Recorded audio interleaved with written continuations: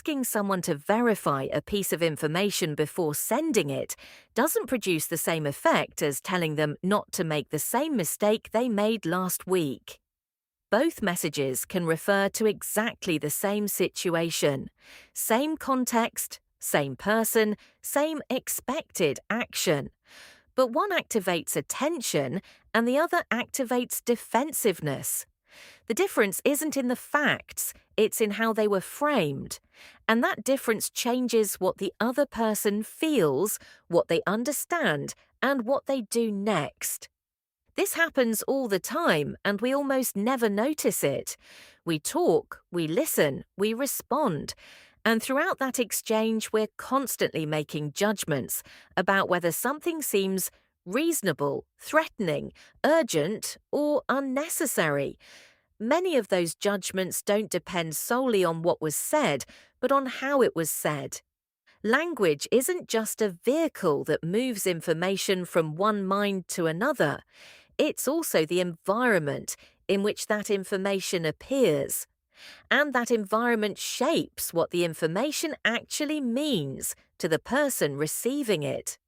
Psychology has been documenting this for decades. One of the most well-known experiments was conducted in the mid-70s by researcher Elizabeth Loftus. In that study, two groups of people watched the same video of a car accident. One group was asked how fast the vehicles were going when they hit each other. The other group was asked the same question with a different verb. They were asked how fast the cars were going when they smashed into each other. The event was identical, but the group that received the more violent verb estimated a higher speed, and a week later they remembered seeing broken glass at the scene, even though there was none in the video. A single word altered the perception of the event and changed the memory of something that never happened.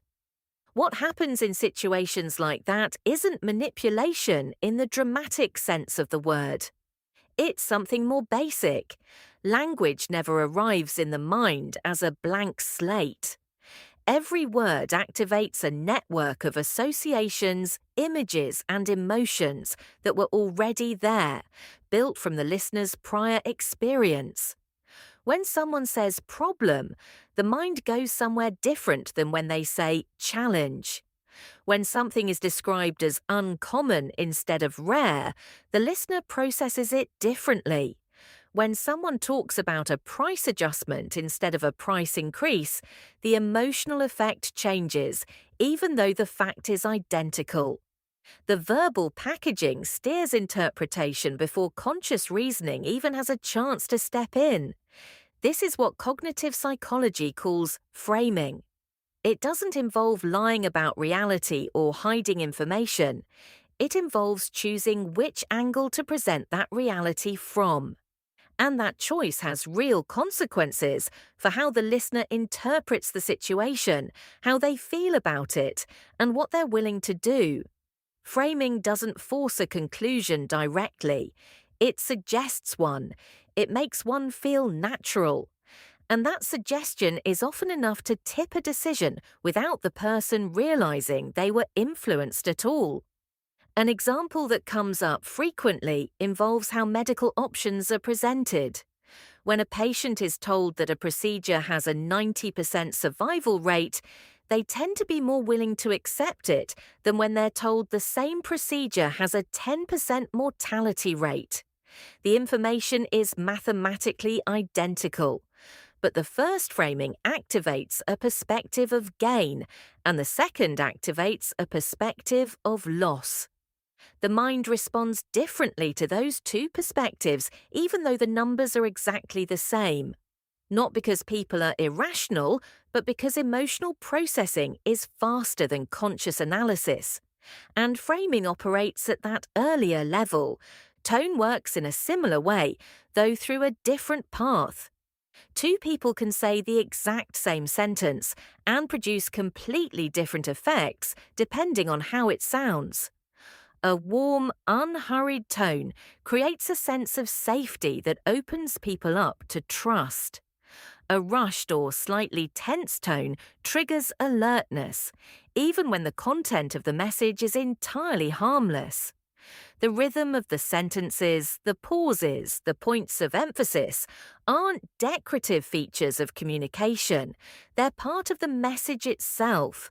Sometimes they're the part that matters most because they act directly on the listener's emotional state before the content is even processed. This shows up clearly in negotiations, but also in everyday conversations. When someone tells another person, "Don't you think it might be good to take a break?"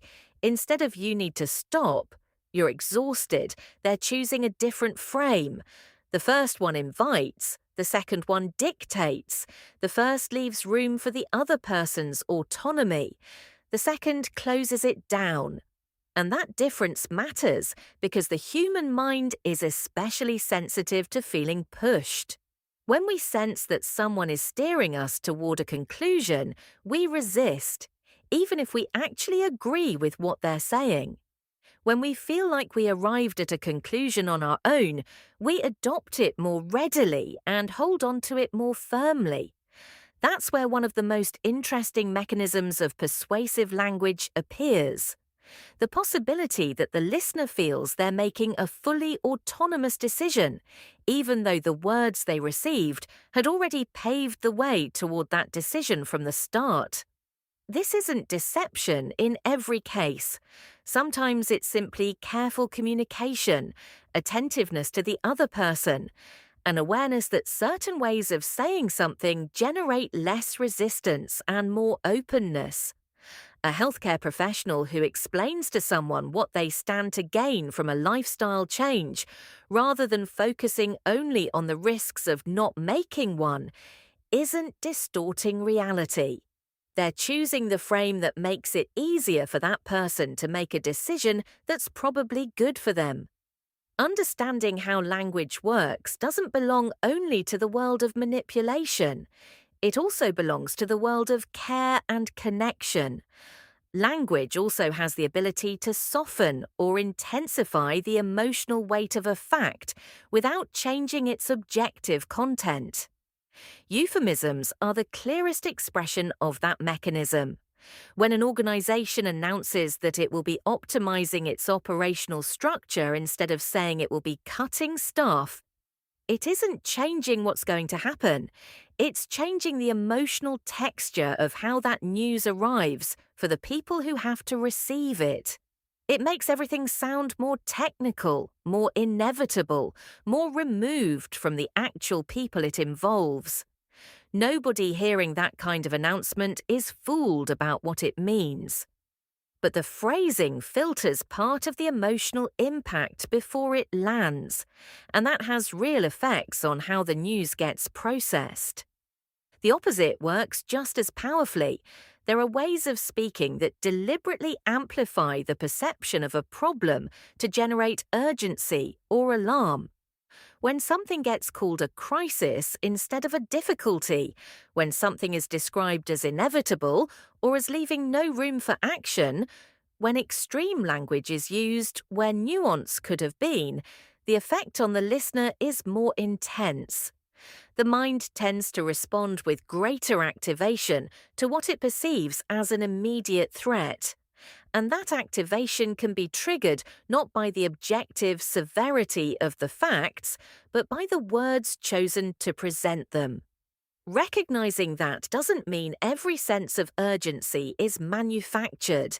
It means language can amplify or reduce the perception of risk independently of how serious that risk actually is.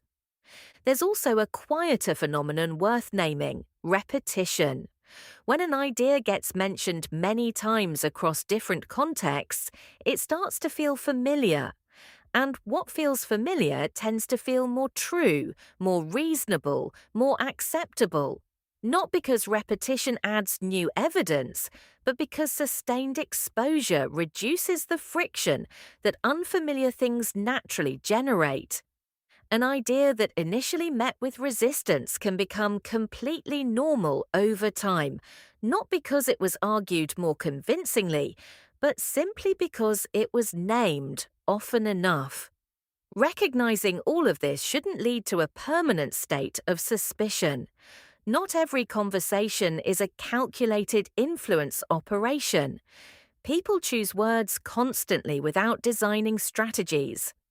But speaking always involves influencing, even when that's not the intention. Whoever chooses a verb, a tone, an order of ideas is constructing a version of the world that the other person will receive. And that version is never completely neutral. What changes when someone starts paying attention to this isn't that they stop trusting what they hear. It's that they begin listening on two levels at once. One is the level of explicit content, what is being said. The other is the level of framing, where it's being said from, in what tone, what gets emphasized, what gets left out. That kind of double listening doesn't make anyone more suspicious. What it does is return a bit of ground to the listener in their own process of interpretation and decision-making. Words don't just describe what's happening. They often build the atmosphere in which something starts to seem inevitable, reasonable, or desirable. Listening well isn't only about hearing the content of a message. It's also about noticing the frame that makes that message feel convincing before the arguments even arrive. And that awareness, once developed, quietly but meaningfully changes how you stand in relation to what you're being told.